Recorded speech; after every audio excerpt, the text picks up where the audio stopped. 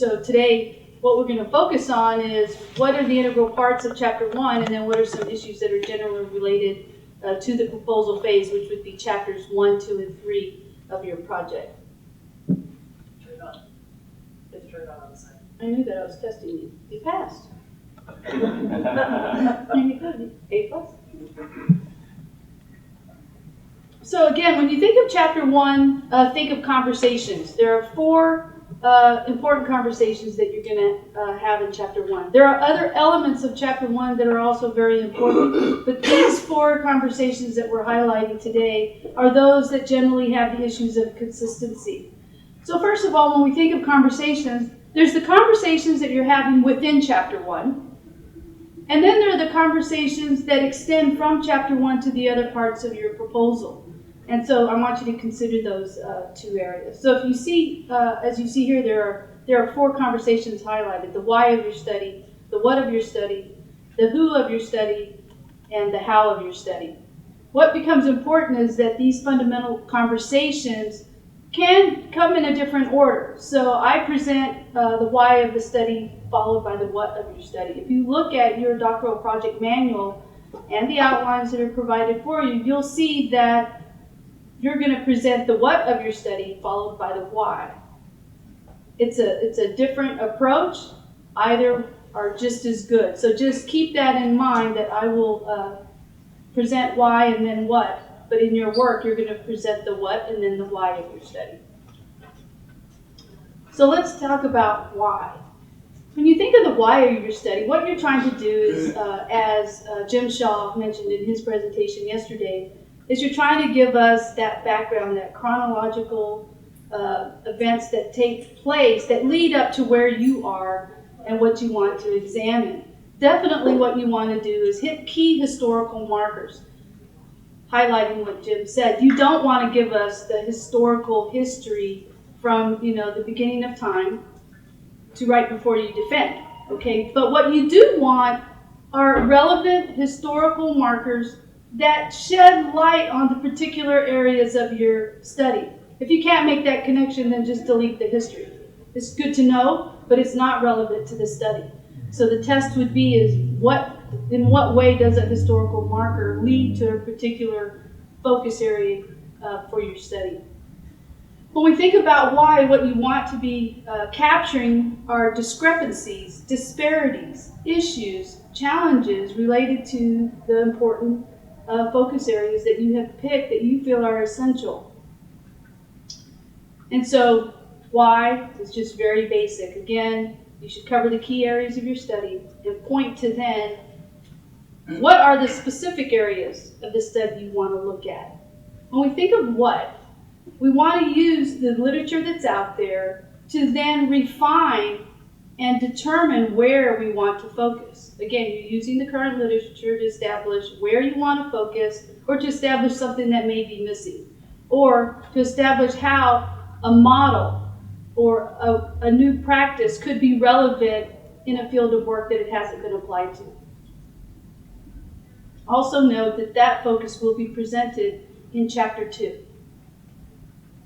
The how of the study is then how you're going to do it. It reflects the methodology. You're determining what are the relationships, the impacts, the effects of something on another area. And so how generally is a very short portion of your discussion. You'll assert your research questions. You'll introduce the theoretical or conceptual model that you're going to use. And this will reflect your work in Chapter 3. In Chapter 1, you're giving us a brief overview. In Chapter 3, you'll provide the details of the methodology you're going to use. So again, another important conversation is how you're going to do your study. And last but not least, who. When you think about who, think about your stakeholders. Who are the stakeholders for your study? How are patients going to benefit from your study? How do practitioners benefit from your study? How do you contribute to the field of knowledge that your dissertation or your project is related to? So the who is the significance. How is it important? And what contributions are you going to make? These are the other relevant sections in Chapter 1 that you'll present. So don't dismiss them or think that because we don't talk about them today that they're not important. They are, but again, I want to focus on the areas that are generally most troublesome. So, when I talked about consistency issues, I said there are two things. One, there's the consistency within the chapter, and then there's consistency across chapters. Chapters 1, 2, and 3 particularly. So when you look at chapter 1 and we think about those 4 conversations of why, what, who, and how, you want to make sure that those indicators or markers that you've chosen as essential to your study carry through in those 4 conversations. So in this particular example, I've used in the background of the problem, I've picked parent involvement and technology. So if you think about parent involvement, there's parent involvement at home, there's parent involvement at school.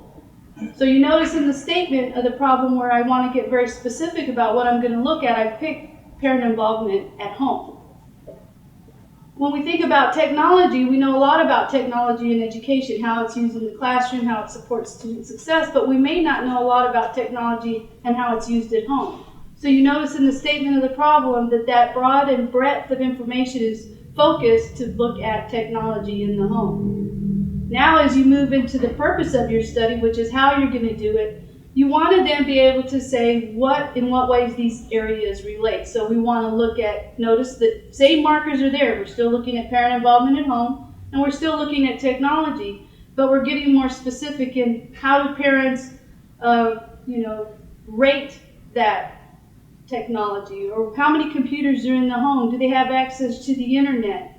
When you think about student success, are there any programs that they evaluate to use? So you have to then talk about how these areas relate to each other. What kind of questions are you going to be asking? And that is your purpose of the study. The who of your study, again, is then the significance. So then how or in what way are individuals going to benefit from you completing your study? At this particular juncture in the proposal stage, you're speculating. You're speculating about what you're going to learn and how individuals are going to benefit from that.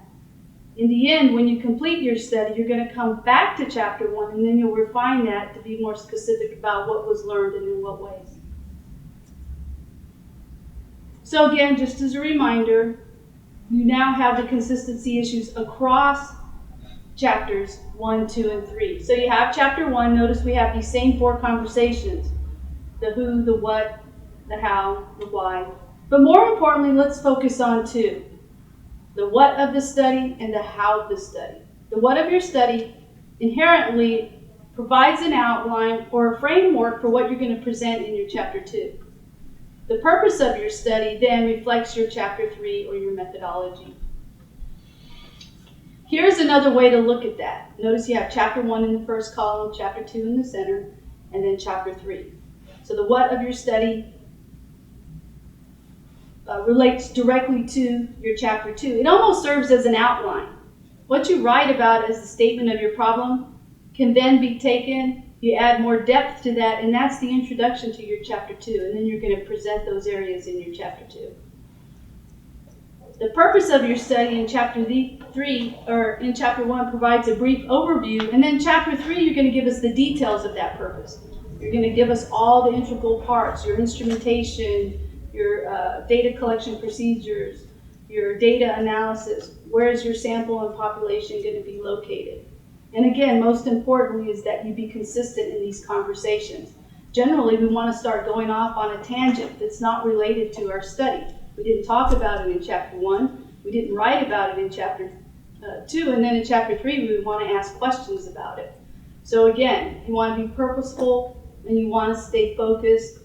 Creating charts like this, columns where you list the focus areas of your study, help serve as a checklist then as you go through and check to make sure that you haven't omitted anything or that you aren't going on a tangent in one area and getting off focus. So the what of your study, again, relates to the statement of the problem and is going to serve as an outline for your chapter 2.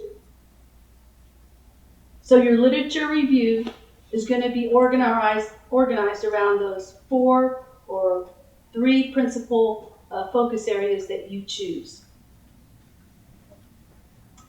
The how of your study, the purpose of your study that you describe in your chapter 1 clearly reflects the depth of your chapter 3. Again, these are the ways in which they reflect. In your chapter 3, you're going to present the details. In your chapter 1, you're just going to present an overview. That concludes my briefing, subject to any of your questions. Okay, very good. Can we unmute Vance? Yep.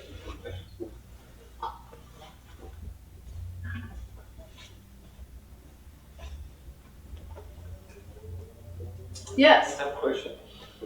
Where do people get stumbled up in your experience? You have oodles of experience. What kinds of are some of the kind of troubleshooting ahead of time here? Well, I think in chapter 1, what happens is they try to include too much. We all want to save the world, change that world around us in an important way. And I think what happens is you just choose too many things to try to include in your study, and it's not doable. By using markers in the way that I suggest across those conversations within your chapter, it helps keep you focused. That why you're looking at a particular area turns into what specifically I want to look at relevant to that focus area. And helps keep you on track then, okay, and how I'm going to look at this is I'm going to ask questions regarding the effect of one on the other, or as one student proposes to do, looking at a particular model and seeing how it might work in another area. So if you keep that focus, then you don't get off track. Generally, again, what I'll see is I start reading, and I'm going through, and they have a nice introduction. They've stated the aim of the study.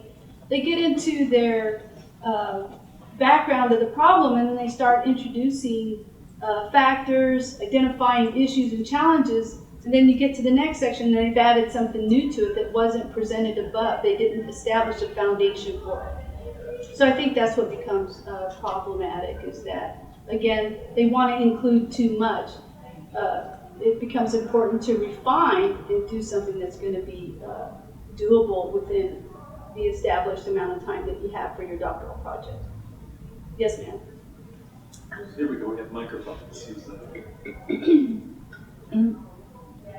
In just the short amount of time that I've been here, in doing some of the homework, I've noticed the language different in doing the research on trying to be specific on the language of different countries.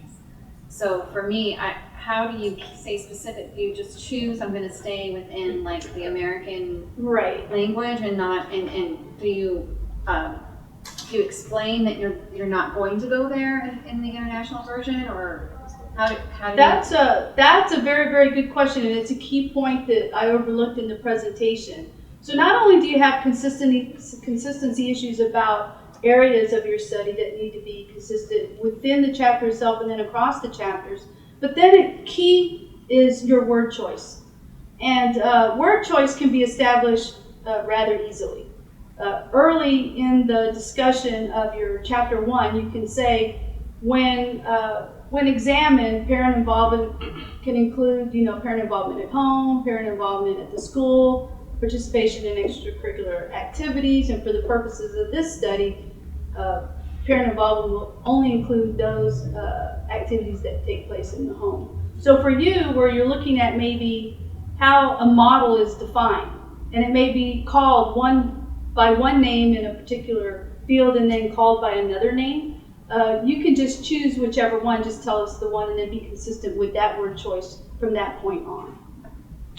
But it's important to recognize that there are more than one ways of it being referred to in the field, and then you choose. You're the experts, then you choose that name or that nomenclature that best represent the direction that you want to take your project into. Yes, sir. As I hear you, what I'm thinking about doing is putting together a chapter relevance chart so that everything stays connected and there's a nexus for everything throughout the entire dissertation. Would that act as a dissertation checklist? Yes, I think so. I think what becomes important is that all of us have a different approach to how we can organize and make sense out of the information we go through. In the current way of living. We are bombarded by information. We have so much information at our disposal that it becomes important to organize it in a way that's meaningful for you. So whether that's using an annotated bibliography, whether you're using an Excel spreadsheet, whether you have to print your articles and organize them alphabetically, whatever works best for you is the strategy you should use. So yes, I think grouping them by relevance, I think you will find will also help you in that they will easily translate into a section or a conversation you'll have in chapter 2 as well. So generally speaking, when students are going through information, I will tell them to always capture the key words that they use in their search and how they search. What did you put in quotation marks in that search field? And you can copy the URLs, like in Google Scholar. When you search particular words in a particular manner, you can copy those keywords, put them in a Word document, and then copy the URL from the top of the page once you hit the find button, and it will take you right to that search criteria the next time you hit on that link. So, just being effective, having an efficient way of tracking your information and making meaning of it is the essential part of starting your project. Thank you. Dr. Fischer. Yes. I shared something with you earlier from a conversation this morning, and I wanted to mention it since you're up addressing us, is that I don't know how it comes to be in academics, but I think somehow it was modeled for me or trained in me that intelligence is somehow a function of big words and long sentences. Oh. And the opposite of simplicity, like I guess complexity, must correlate with being blinded by brilliance. And I had a conversation with one of the fellow participants today. We were talking about your unique gift, and I really I want to say it to you personally because it's of such value, but also to hold it out to all of us who are working in any capacity with the Doctoral Project, is that it's almost like you could use the reverse definition for intelligence, is the capacity to take sometimes very complex material and find a way to simplify it down. Reminds me a little bit of yesterday's conversation about less is more, is that the discipline that goes into being able to find just the right word, what you were saying, and then to stick with that, or to stay with just the central themes and questions. It's so tempting to get distracted and to trot out everything you've ever read or ever thought. Exactly. I remember years ago going to a conference and the presenter, who was a renowned researcher, made the joke, and it comes to mind. He says, "I've been accused of having no unpublished thought." Yes. So that's a very, very important point, and that is, again, the doctoral project, the dissertation, capstone projects require the ability to fall out of love. You have to be able to fall out of love with stuff that just isn't working. As students in the program, as you're embarking on this journey, your mentors want to support you in your passion, in your drive, in the areas that you want to explore. Your responsibility then is to listen to their guidance as they tell you that a particular direction that you're going in maybe isn't working out. That's their job. Your job is that you are the expert in your study as a student, and you're demonstrating that expertise to your mentor. Their job then is to engage in an academic dialogue with you that helps you move in a direction that your project will then be successful. They don't get up in the morning and think of ways, I was hoping I could sabotage that student today. What could I do? That's not what they have in mind.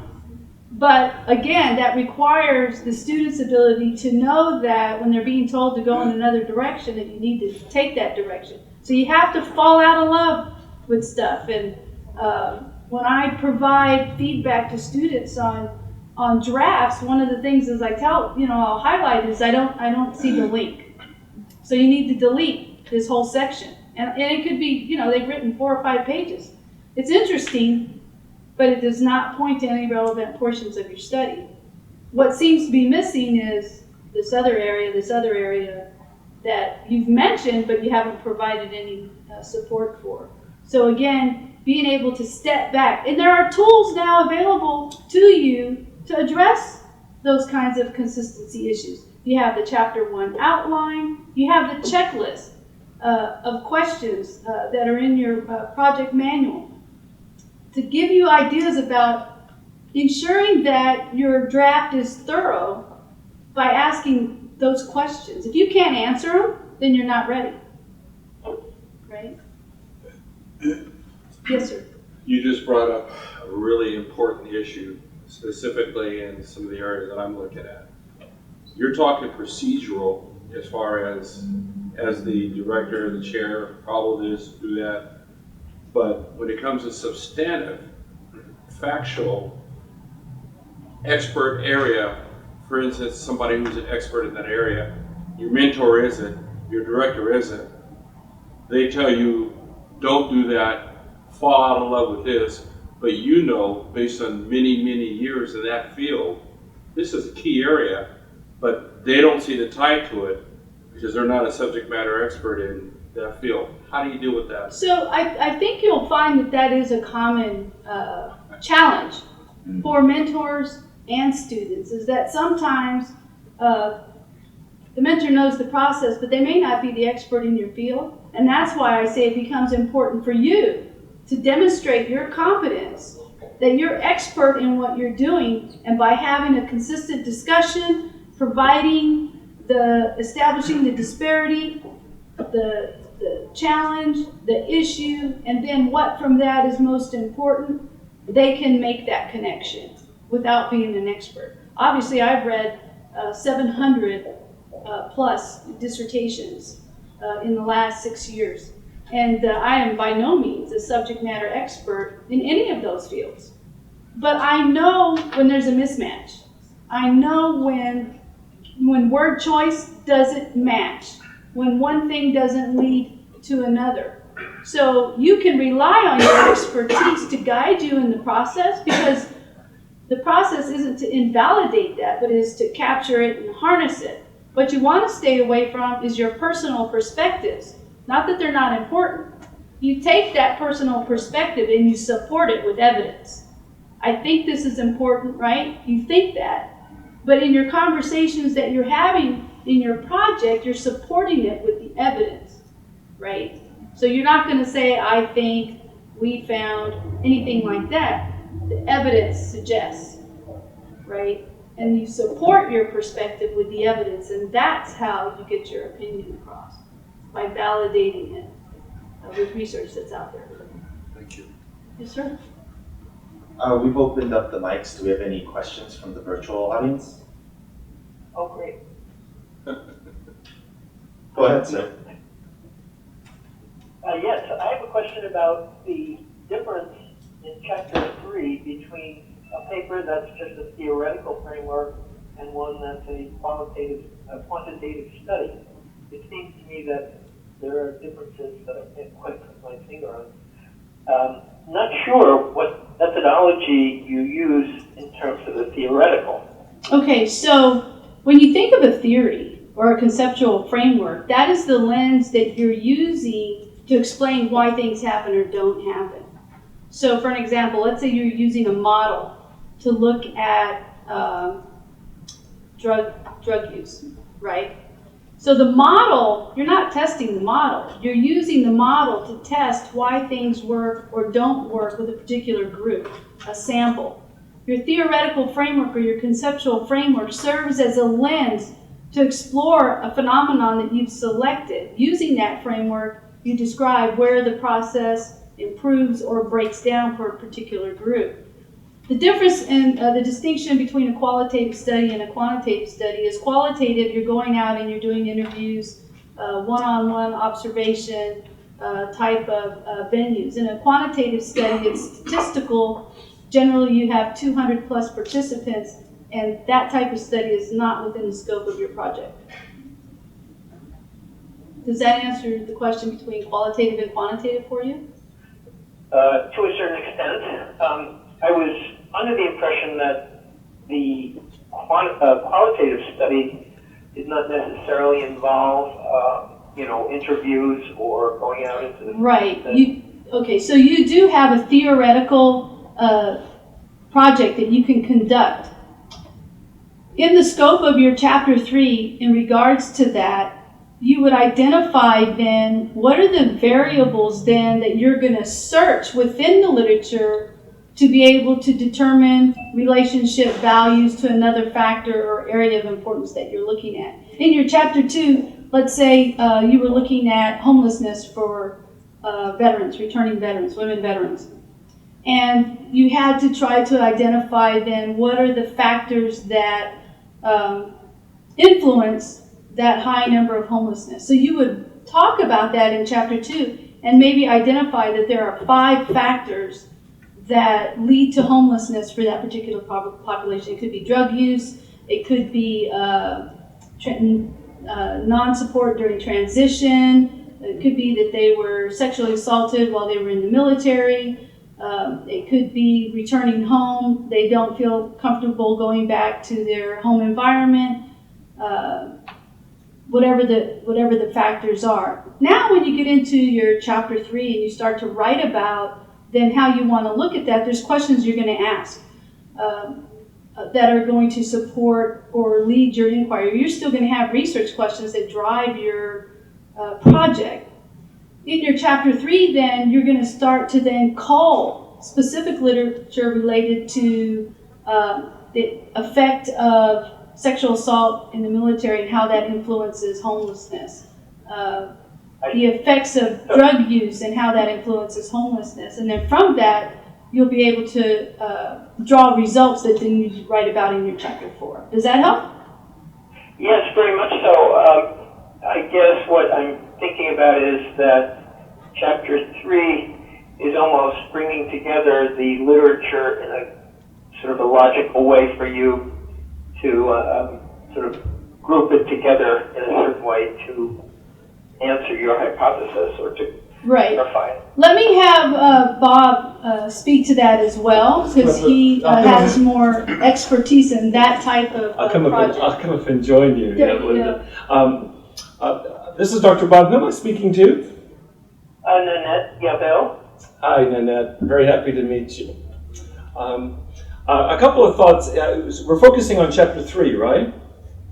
Yes. Okay. A couple of thoughts here. One is that if, you probably have the Doctoral Project Manual in front of you. It can be very helpful just to review because we've spent a fair bit of time trying to find the most concise way to distinguish between what a third chapter, the method section, looks like for a theoretical doctoral project versus a qualitative.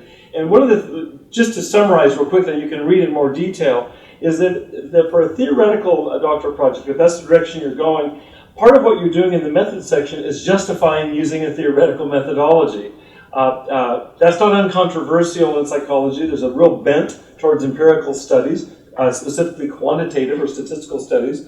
And so you want to offer a rationale, argue in a sense, for why it's important that you use this methodology. Beyond the fact that it may be convenient or your personal preference, how does it serve the direction of your research? And so you'll open up Chapter 3, if you're doing a theoretical study, you'll open it up by discussing various approaches to the research, various angles that you might take theoretically, argue for the validity of a theoretical project, and then basically establish what are going to be your rules for organizing how you approach the infinite literature. You're going to have to make some decisions in terms of what you, in the words of Dr. Shaw, you say, what you delimit, what you include, and what you exclude. And then you move right into what we call in the Doctoral Project Manual, we call it data analysis. It's not numerical data, it's conceptual data, and you'll move directly into that.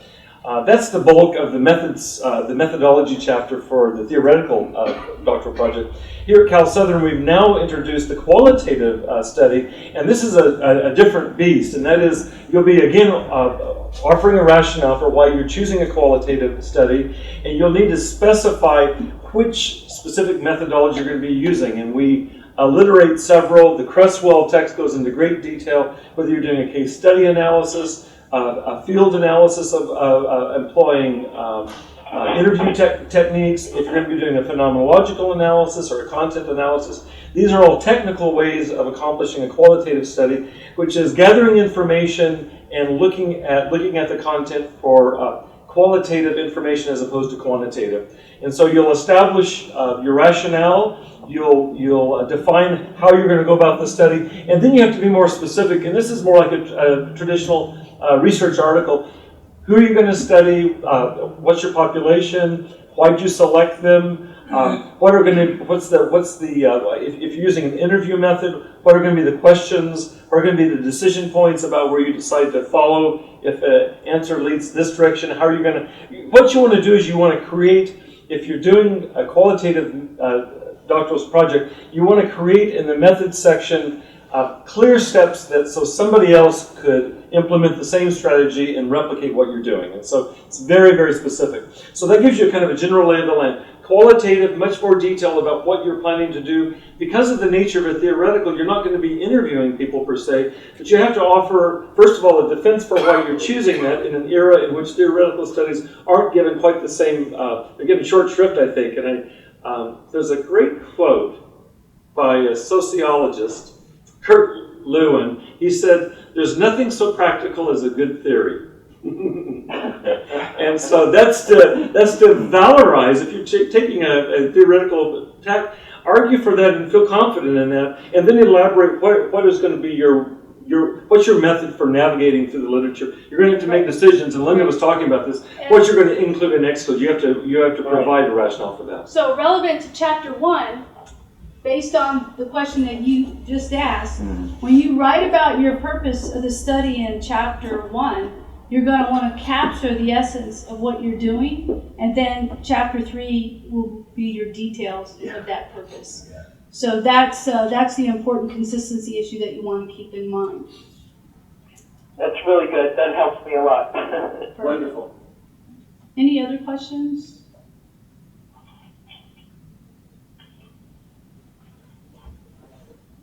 So remember, consistency within your chapter, your 4 conversations of why you're going to study a particular area, what you're going to look at, how you're going to look at it, and what are the benefits or who benefits. And then finally, across your chapters 1, 2, and 3, that you're consistent in that focus and scope. All right.